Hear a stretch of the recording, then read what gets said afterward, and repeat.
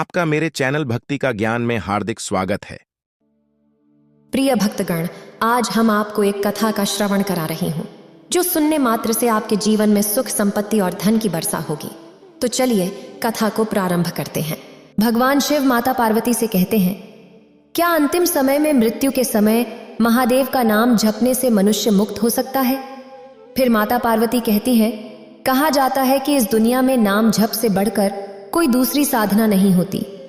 आज के संघर्ष और चिंता भरे समय में महादेव के पवित्र नाम का जप आपकी सभी समस्याओं और चिंताओं का समाधान कर सकता है। क्या हर कोई महादेव के नाम का जप कर सकता है? महादेव के किस नाम का जप करें? क्या अपने मन से कोई भी नाम जप सकते हैं या केवल गुरु से प्राप्त नाम ही सर्वश्रेष्ठ होता है? क्या अंतिम समय में मृत्यु के समय महादेव का नाम जपने से मनुष्य मुक्त हो सकता है? फिर भगवान शिव कहते हैं, हे देवी, नाम जप, भक्ति और परमात्मा प्राप्ति के मार्ग में आने वाले सभी प्रश्नों का उत्तर मिलेगा। फिर माता पार्वती कहती हैं, कहा जाता है कि महादेव का नाम बहुत ही पवित्र और शक्तिशाली होता है। रोजाना नाम जप करने से व्यक्ति के जीवन के सभी दुख दर्द खत्म हो जाते हैं और उसे संसार से विदा होने पर मोक्ष की प्राप्ति होती है। फिर भगवान शिव कहते हैं, हे देवी, आज मैं आपको एक कहानी के माध्यम से बताऊंगा कि मृत्यु के समय नाम का जप मोक्ष मिल सकता है।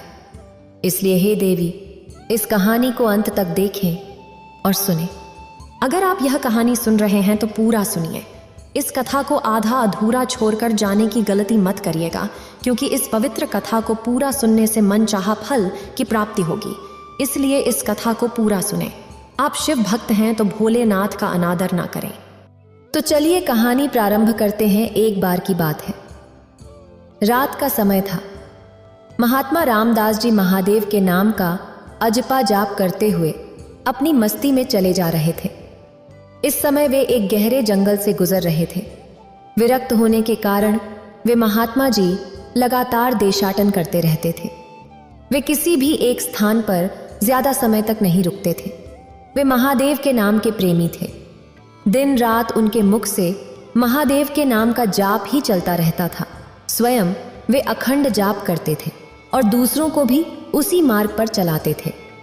चलते चलते वे रास्ता भूल गए, पर चलते जा रहे थे जहां महादेव ले चलेंगे।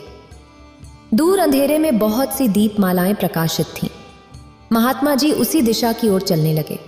निकट पहुंचकर उन्होंने देखा कि एक वट वृक्ष के पास अनेक प्रकार के वाद्य यंत्र बज रहे हैं। नाच गाना और शराब की महफिल जमी हुई है। क्या मैं आपसे एक प्रश्न पूछ सकता हूं? महात्मा की निर्भयता देखकर प्रेतों के राजा को बड़ा आश्चर्य हुआ कि प्रेत का नाम सुनते ही मर जाने वाले मनुष्यों में से एक इतनी निर्भयता से बात कर रहा है। सचमुच ऐसे मनुष्य से बात करने में कोई दिक्कत नहीं। वह बोला, पूछो, क्या पूछना चाहते हो? महात्मा जी ने कहा, प्रेतराज, आज यहां आनंद उत्सव क्यों मनाया जा रहा है? प्रेतराज ने कहा, मेरी इकलौती कन्या योग्य पति ना मिलने के कारण अब तक कुंवारी थी, लेकिन अब योग्य जमाई मिलने की संभावना है। कल उसकी शादी है, इसीलिए उत्सव मनाया जा रहा है। महात्मा जी ने हंसते हुए कहा, तुम्हारा जमाई कहाँ है? मैं उसे देखना चाहता हूं। प्रेतराज ने कहा, जीवन के मुंह को त्यागने वाले ही महात्मा, अभी तक वह हमारे इस प्रेत योनि को प्राप्त नहीं हुआ। वह इस जंगल के किनारे बसे गांव के एक धनवान का पुत्र है। महादुराचारी होने के कारण वह एक भयानक रोग से पीड़ित है और कल संध्या से पहले ही उसकी मृत्यु हो जाएगी और फिर उसकी शादी मेरी कन्या से होगी। रात भर गीत, नृत्य और मदपान करके हम लोग आनंद उत्सव मनाएंगे।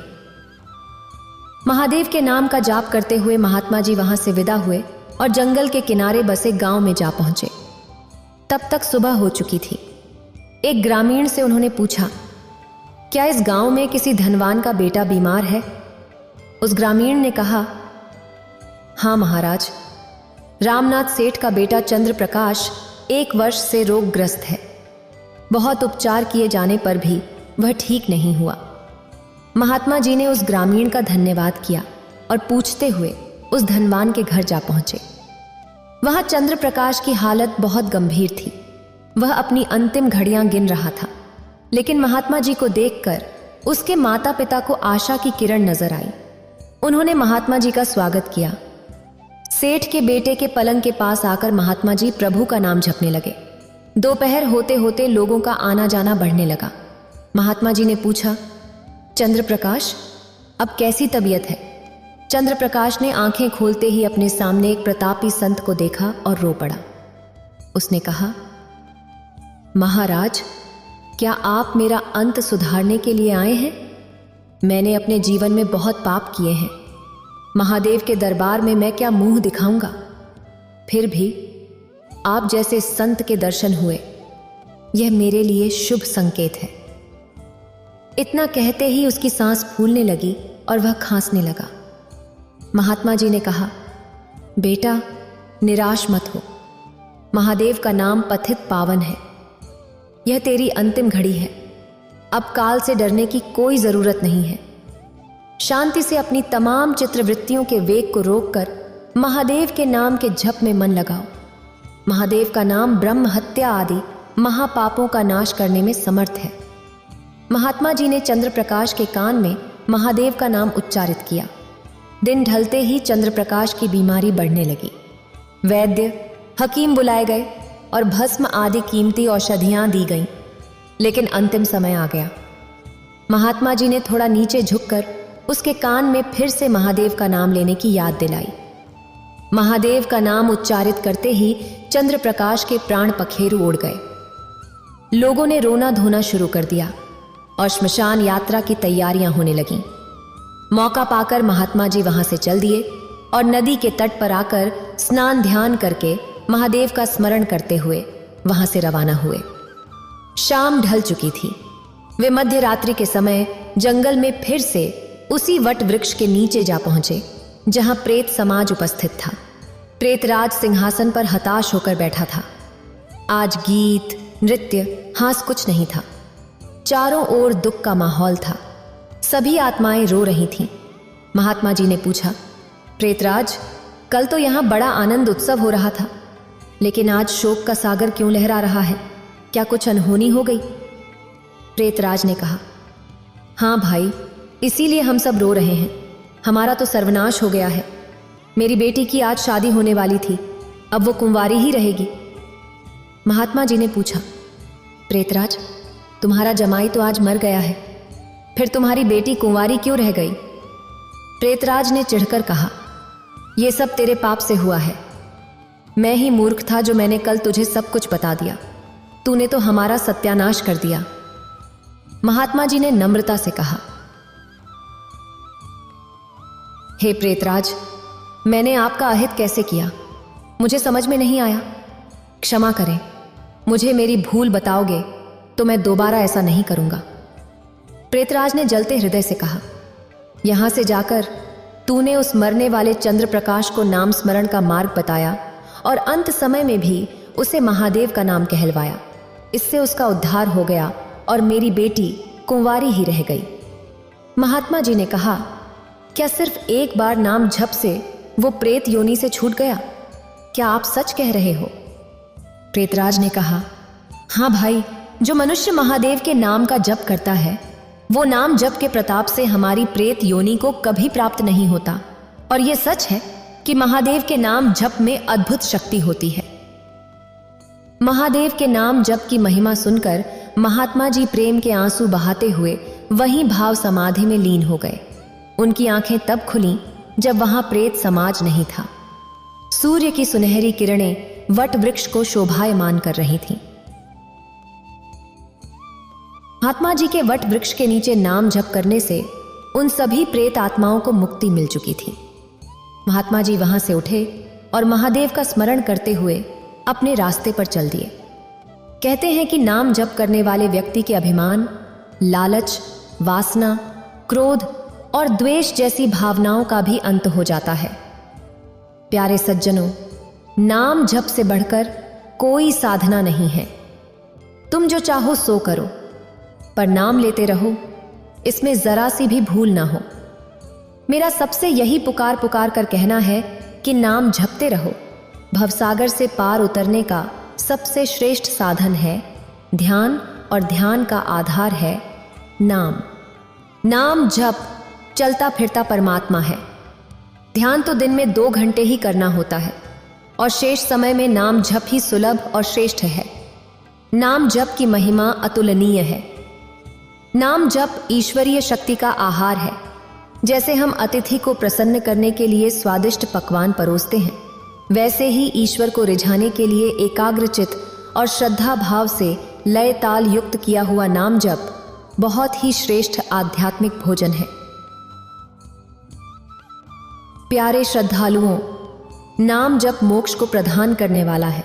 बड़भागी हैं वो लोग जो किसी तत्व संत की खोज कर लेते हैं, गुरु सेवा और गुरु मंत्र का धन इकट्ठा कर लेते हैं, जिसे सरकार भी छीन नहीं सकता। मेरी ईश्वर से यही प्रार्थना है कि आप सबको भी वही धन मिले। आपको कथा मिली या रास्ता मिला, हम तो यही चाहते हैं कि आपको दोनों मिले, जो कि कई पुण्यात्माओं को मिला है। सभी संत महापुरुषों ने आत्म कल्याण के लिए सत्संग को ही सर्वोत्तम माना है।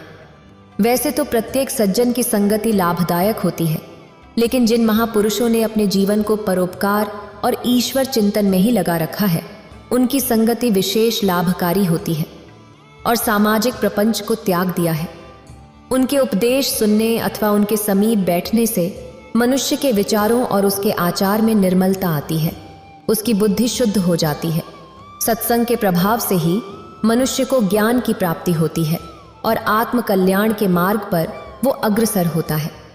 कहा भी गया है कि कबीर संगति साधु की हरे और की व्याध ऊंची संगत, क्रूर की 8 पारोपात, आत्म सुख और परम शांति के लिए संत महापुरुषों का सत्संग परम आवश्यक है। इसके बिना जीवन का कोई आनंद नहीं पाया जा सकता।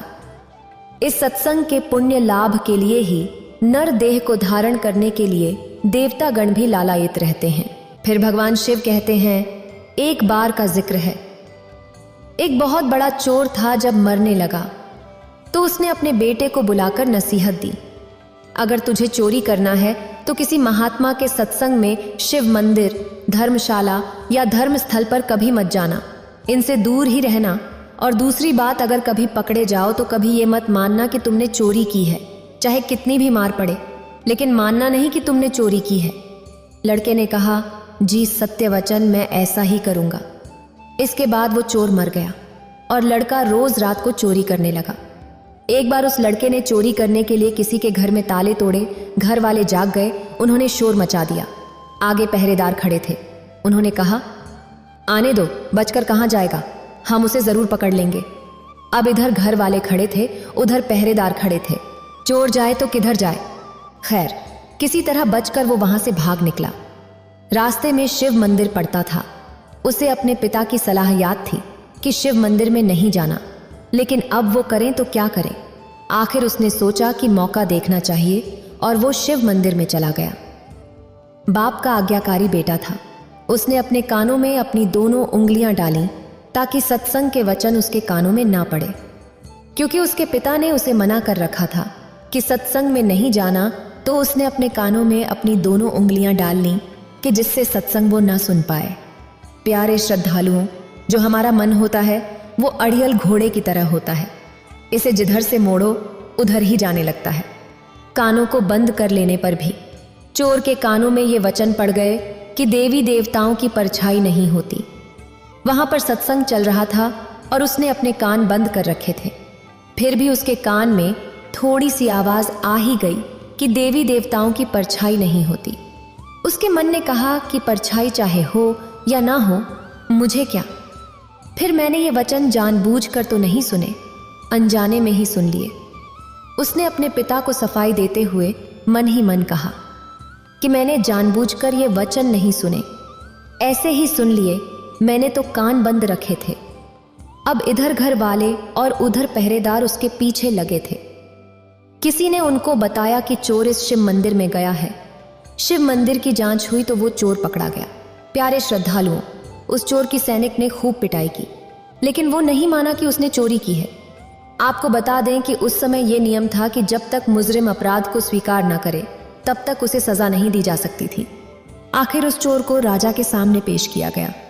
वहां भी उसे खूब मार पड़ी, लेकिन वो चोर था। वो मानने को तैयार ही नहीं था।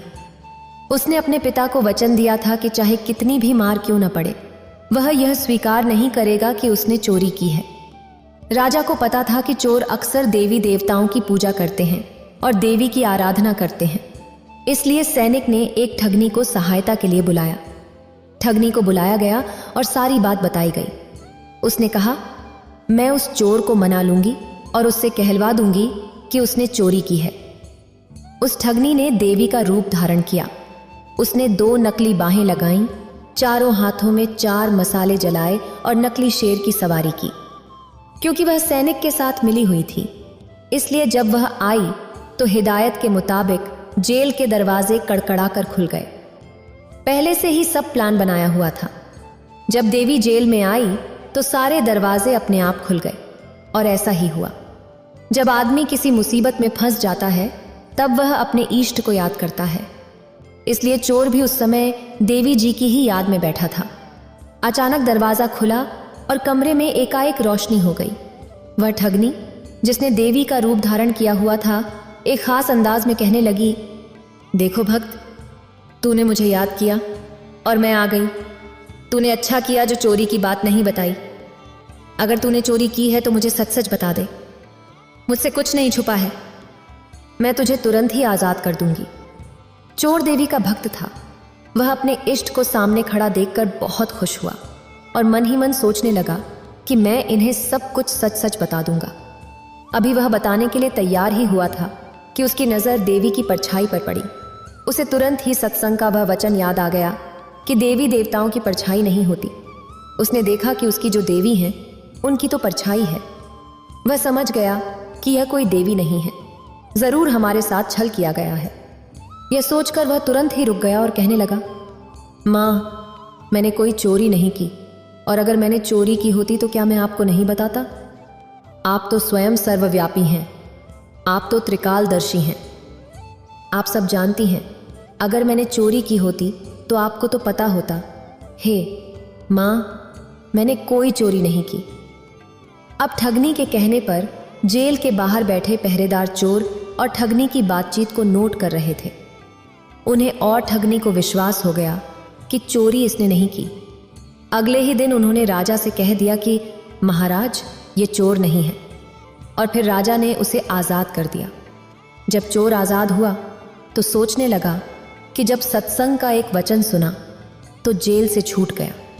अगर सारी उम्र सुन लूं तो पता नहीं मुझे क्या क्या मिल जाए। जब उसके मन में यह ख्याल आया तब वह रोज सत्संग में जाने लगा और चोरी जैसे काम भी उसने हमेशा के लिए छोड़ दिए। उसने किसी संत महापुरुष की चरण शरण ले ली। इससे धीरे धीरे वह खुद भी एक संत महापुरुष बन गया। प्यारे श्रद्धालुओं, इसीलिए कहते हैं कि सत्संग के बराबर ना तो गंगा है, ना यमुना है, और ना ही कोई अन्य तीर्थ है। कलयुग में सत्संग ही सबसे बड़ा तीर्थ है। इसलिए सत्संग कीजिए, महापुरुषों का सत्संग कीजिए, वेद वेदांतों का, धर्म ग्रंथों का सबसे पहले अवलोकन कीजिए, पवित्र भागवत गीता का। ईश्वर पर विश्वास उस बच्चे की तरह होना चाहिए जिसे पिता चाहे जैसे भी उछाले, लेकिन वह निश्चित होता है कि पिता उसे सुरक्षित पकड़ ही लेगा। इसी तरह जो लोग ईश्वर पर विश्वास करते हैं वे हर परिस्थिति में सकारात्मक रहते हुए अपना कर्म करते हैं और परिणाम ईश्वर पर छोड़ देते हैं। ईश्वर पर विश्वास करने वाले सुख दुख हर परिस्थिति में उनका स्मरण करते हैं और उनकी शक्ति पर उनका अटूट विश्वास होता है।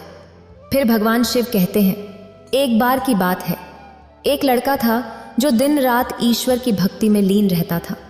वह न तो घर का कोई काम करता था और न ही व्यापार में हाथ बंटाता था, लेकिन साधु संतों की खूब सेवा करता था। साधु संत हमेशा उसे आशीर्वाद देते थे कि उसे जीवन में खूब तरक्की मिले और उसकी आस्था ईश्वर के प्रति बनी रहे। लेकिन कोई काम धंधा न करने के कारण उसका परिवार उससे बहुत परेशान था। जिस राज्य में वह लड़का रहता था वहां के राजा की कोई संतान नहीं थी और संतान प्राप्ति के लिए उसने कई उपाय किए थे। एक बार किसी ने राजा को बताया कि अगर वह किसी नौजवान की बलि से देगा तो उसे अवश्य ही संतान प्राप्त होगी। अब राजा के सामने समस्या थी कि बलि के लिए कोई नौजवान कहां से लाए। उसने पूरे नगर में ढिंढोरा पिटवाया कि जो भी माता पिता अपने नौजवान पुत्र को बलि के लिए देंगे उन्हें भरपूर धन संपदा दी जाएगी। जब यह बात उस लड़के के परिवार को पता चली तो उन्होंने निश्चय किया कि हम अपने पुत्र को राजा के पास भेज देते हैं, वैसे भी वह हमारे किसी काम का नहीं है। सारा दिन ही ईश्वर की भक्ति और साधु संतों की सेवा में लगा रहता है। इसके जाने से हमारे पास भरपूर धन वैभव आ जाएगा। लड़के को बलि के लिए राजा के पास भेजा गया। अगले दिन सुबह लड़के की बलि देने से पहले राजा ने उसकी अंतिम इच्छा पूछी। लड़के ने कहा, मुझे थोड़ी सी सूखी मिट्टी चाहिए। लड़के को मिट्टी दी गई। लड़के ने ईश्वर को याद करते हुए उस मिट्टी के 4 ढेर बनाए। इसके पश्चात उसने पहले के 3 ढेर तोड़ दिए और चौथे ढेर को प्रणाम किया। उसने कहा, हे राजन, अब आप मेरी बलि के दे सकते हैं। राजा ने कहा, तुम मुझे पहले इस बात का भेद बताओ कि तुमने क्यों पहले 4 ढेर बनाए और फिर 3 ढेर तोड़ दिए और 1 क्यों रहने दिया। लड़का कहने लगा, राजन, आप तो बस अब बलि ही दे दो। यह बात मेरे और ईश्वर के बीच की है, इसीलिए इसे आप जानने को रहने दो। राजा ने कहा, यह मेरा आदेश है कि बताओ तुमने 3 ढेर क्यों तोड़ी और चौथा ढेर क्यों नहीं तोड़ा। लड़का बहुत विनम्रता से बोला, राजन, कोई भी मनुष्य अपनी रक्षा के लिए सबसे पहले अपने माता पिता, फिर राजा और फिर देवता पर विश्वास करता है। लेकिन मेरे माता पिता ने तो स्वयं ही मुझे आपके पास बलि के लिए भेजा, इसलिए मैंने पहली ढेरी जो कि मेरे माता पिता के नाम की थी तोड़ दी। इसके पश्चात व्यक्ति राजा से प्राण रक्षा के लिए फरियाद करता है, लेकिन यहाँ पर तो स्वयं राजा ही मेरी बलि दे रहा है, इसलिए मैंने दूसरी ढेरी भी तोड़ दी। फिर व्यक्ति अपने देवता की ओर देखता है, लेकिन यहाँ पर तो देवता ही बलि ले रहा है, इसलिए मैंने तीसरी ढेरी जो कि देवता के नाम से बनाई थी तोड़ दी।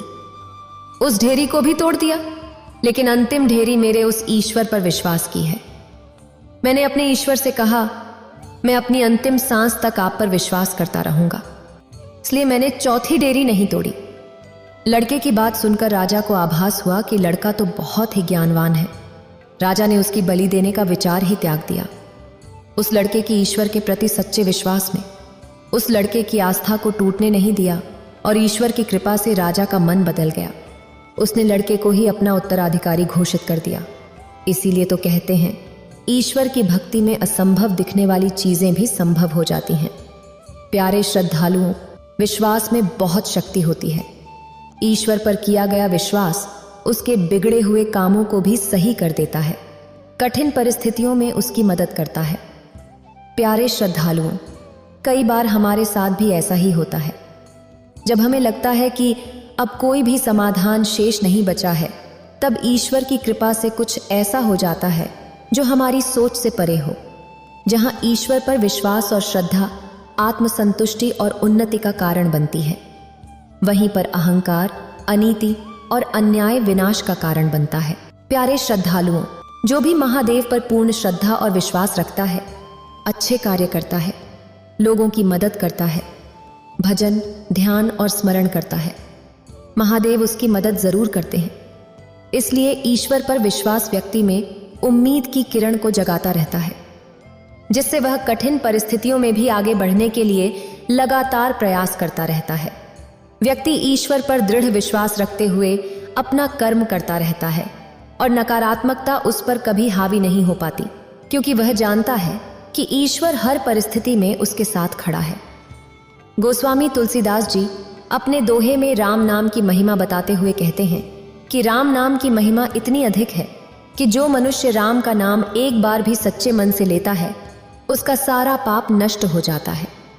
इसलिए जितना भी समय मिले सत्संग या राम चर्चा अवश्य करनी चाहिए।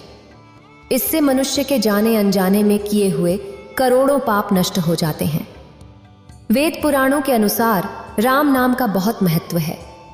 शास्त्रों में कहा गया है कि कलयुग में केवल नाम का सुमिरन करके मनुष्य मुक्ति पा सकता है। फिर भगवान शिव कहते हैं, एक गांव में 2 भाई रहते थे। बड़ा भाई बहुत दुष्ट स्वभाव का था। वह रोज शराब पीता, जुआ खेलता, संत महात्माओं का अपमान करता और हमेशा अधर्म के काम करता था। इसके विपरीत छोटा भाई बहुत सज्जन स्वभाव का था।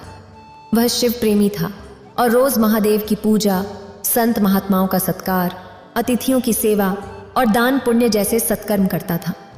बड़ा भाई छोटे भाई को ये सब करते देखता तो उसे गाली देता और मारता पीटता भी था। बड़े भाई का यह स्वभाव देखकर छोटा भाई दुखी हो जाता। वह चिंता करने लगा कि मेरा बड़ा भाई बहुत पाप करता है और उसे नरक की यातना भोगनी पड़ सकती है। इस बात को सोचकर छोटा भाई बहुत चिंतित हो गया और उसकी सद्बुद्धि के लिए हमेशा महादेव से प्रार्थना करता रहता था। इसी बीच एक दिन एक संत उस गांव में पहुंचे। वह संत 3 दिनों तक गांव वालों को प्रवचन सुनाते रहे। जब छोटे भाई को संत के आने की सूचना मिली तो वह दौड़ते हुए संत के पास जाकर उनके चरणों में गिर गया। यह देखकर संत बोले, उठो बेटा, क्या हुआ, इतना चिंतित क्यों हो? छोटा भाई दुख के साथ संत से बोला, क्या बताऊं गुरुदेव, मैं अपने बड़े भाई को लेकर बहुत परेशान हूं। मेरा बड़ा भाई हमेशा बुरे कर्म और अधर्म करता है। मैं उसके परलोक गमन के बाद उसके कर्मों के फल को लेकर चिंतित हूं, क्योंकि उसने इतने सारे बुरे कर्म किए हैं कि उसे नरक में भी जगह नहीं मिलेगी। यह सुनकर संत बोले, चिंता मत करो बेटा, सब ठीक हो जाएगा। आज की रात हम आपके घर में ही विश्राम करेंगे, बाकी सब तुम महादेव पर छोड़ दो। छोटा भाई संत की यह बात सुनकर प्रसन्न हो गया और अपने घर जाकर संत के आदर सत्कार के लिए सारी व्यवस्था करने लगा। ये सब देखकर उसका बड़ा भाई बहुत गुस्से में आ जाता है और पूछता है, ये सब क्या हो रहा है, घर को इतना क्यों सजाया जा रहा है? तब छोटा भाई संत के आने की सारी बात बताता है। इस पर बड़ा भाई और भी गुस्से में बोलता है, तुम्हें पता नहीं है, मुझे ये सब पूजा पाठ और संत महात्मा का सत्संग बिल्कुल पसंद नहीं है, फिर तुमने उस संत को क्यों घर बुलाया? छोटा भाई कहता है, भैया, मैंने पूरे गांव वालों के बीच संत को हमारे घर में रात्रि विश्राम के लिए आमंत्रित कर दिया है। अगर आज मैं संत को मना करता हूं तो गांव में आपकी बदनामी होगी। बदनामी की बात सुनते ही बड़ा भाई संत को अपने घर में रात्रि विश्राम के लिए मान जाता है। कुछ समय बाद संत उनके घर आते हैं। संत को आते देख बड़ा भाई चुपचाप शराब पीकर अपने कमरे में चला जाता है।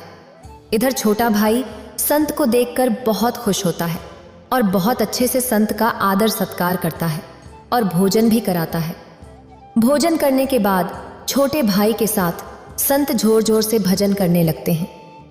संत को जोर जोर से भजन करते सुन बड़ा भाई बहुत गुस्से में आ जाता है और शराब के नशे में संत को अपशब्द बोलने लगता है।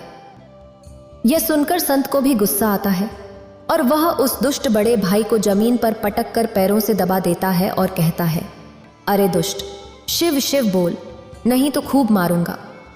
दुष्ट कहता है, नहीं बोलूंगा। फिर संत कहता है, बोलना पड़ेगा। दुष्ट फिर कहता है, नहीं बोलूंगा। संत कहता है, क्या नहीं बोलेंगे? तब दुष्ट कहता है, मेरे प्राण भी निकल जाएं तब भी मैं शिव शिव नहीं कहूंगा। फिर संत कहता है, क्या नहीं बोलेंगे? दुष्ट कहता है, मैं शिव शिव कभी नहीं बोलूंगा। दुष्ट के मुंह से शिव शिव शब्द नहीं बोलेंगे। यह सुनकर संत उसे छोड़ देता है और कहता है, चलो जैसा भी हो, तुमने अपने मुंह से शिव शिव तो बोला। बेटा, तुमने जो अभी शिव शिव एक बार बोला है, इसका मूल्य कभी भी मत लगाना, क्योंकि यही एक बार शिव नाम तुम्हें मुक्ति दिलाएगा। यह कहकर संत वहां से चला जाता है। कुछ दिनों बाद दुष्ट रोग से ग्रसित होकर मर जाता है। यमराज के 2 भयानक रूप वाले दूत उसे लेने आते हैं, जिन्हें देखकर दुष्ट बहुत डर जाता है। यमदूत उसे यमपाश में बांध लेते हैं और उसके पाप पुण्य का खाता खोलते हैं। यमदूत देखते हैं कि इस व्यक्ति ने जीवन भर पाप ही किया है, परंतु जीवन में केवल एक बार ही शिव का नाम लिया था। यमदूत उस दुष्ट से कहते हैं, अरे पापी, तुमने जीवन भर पाप किया है, लेकिन एक बार गलती से शिव का नाम लिया है, तो बताओ इसका क्या मूल्य लोगे? दुष्ट व्यक्ति को संत की बात याद आती है। संत ने कहा था कि शिव नाम का कभी मोल मत लगाना। फिर दुष्ट व्यक्ति यमदूत से बोलता है, हे यमदूत, इस शिव नाम का मूल्य क्या है? यह सुनकर यमदूत असमंजस में पड़ जाते हैं कि एक बार शिव नाम लेने का क्या मूल्य हो सकता है। यमदूत को समझ में नहीं आता। फिर वे यमराज को बुलाते हैं। यमराज वहां पहुंचते हैं। यमदूतों ने यमराज को सारी बातें सुनाई, लेकिन यमराज भी एक बार शिव कहने का मूल्य नहीं बता पाते। यह देखकर दुष्ट आदमी बहुत प्रसन्न हो जाता है और मन ही मन संत को प्रणाम करता है। यमराज इसका मूल्य जानने के लिए उस दुष्ट आदमी को इंद्र के पास लेकर जाते हैं। यमराज एंटी को पन्ने में इंद्रलोक में जाकर देवराज इंद्र को सारी बात बताते हैं, लेकिन इंद्र भी एक बार शिव नाम लेने का मूल्य नहीं बता पाते। यह देखकर यमराज और भी ज्यादा परेशान हो जाते हैं। उसके बाद यमराज इसका मूल्य पूछने के लिए ब्रह्मा जी के पास जाने लगते हैं। यह देखकर दुष्ट की हिम्मत और बढ़ जाती है और वह पैदल नहीं चलने के लिए कहता है और अपने लिए पालकी मांग लेता है और उसमें बैठ जाता है। यमराज, इंद्र और अन्य सभी देवता ब्रह्मदेव के पास जाते हैं। यमराज ब्रह्मदेव को सारी बातें बताते हैं, लेकिन ब्रह्मदेव भी एक बार शिव नाम लेने का मूल्य नहीं बता पाते। इसके बाद सभी देवता श्री राम के पास जाते हैं और उनसे पूछते हैं, हे श्री राम, आप तो रात दिन ओम ओम जपते रहते हैं, तो बताइए एक बार शिव नाम लेने का क्या मूल्य है। श्री राम जी भी संकोच में पड़ जाते हैं और कहते हैं, मैं तो रोज ओम नाम जपता हूँ, लेकिन मुझे भी इसका मूल्य पता नहीं है। फिर श्री राम कहते हैं, इसका जवाब तो केवल देवों के देव महादेव ही दे सकते हैं। चलो महादेव के पास ही जाकर पूछते हैं। सभी लोग महादेव के पास कैलाश पर्वत जाते हैं। भगवान शिव अचानक सभी देवताओं को उस दुष्ट आदमी को पालकी में उठाकर लाते देखकर सोचने लगते हैं कि यह कोई बहुत ही पुण्य आत्मा है, जिसे सारे देवता पालकी में सम्मान के साथ ला रहे हैं। सभी देवता महादेव के पास आते हैं और पूछते हैं, हे प्रभु, इस आदमी ने जीवन भर पाप किया है, लेकिन एक बार गलती से शिव कहा है और अब वह इसका मूल्य मांग रहा है, लेकिन हम सबको आपके इस नाम का मूल्य नहीं पता। तब महादेव कहते हैं, इसका मूल्य मुझे भी नहीं पता, लेकिन इसका प्रभाव मुझे प्रत्यक्ष दिख रहा है। इस दुष्ट पापी ने जीवन भर पाप किए हैं, लेकिन गलती से एक बार शिव कहा है। अब सभी देवता उसे सम्मान के साथ पालकी में बिठाकर घुमा रहे हैं। इससे बड़ा शिव नाम का जाप और क्या हो सकता है। फिर भगवान शिव कहते हैं, हे देवी, आपको इस कथा से शिव नाम का महत्व जरूर समझ में आ गया होगा। इतना कहकर भगवान शिव इस कहानी को समाप्त करते हैं। अगर आपको ये वीडियो अच्छी लगी हो तो लाइक करें और शेयर करें और मेरे चैनल भक्ति का ज्ञान को सब्सक्राइब करें। आपका धन्यवाद।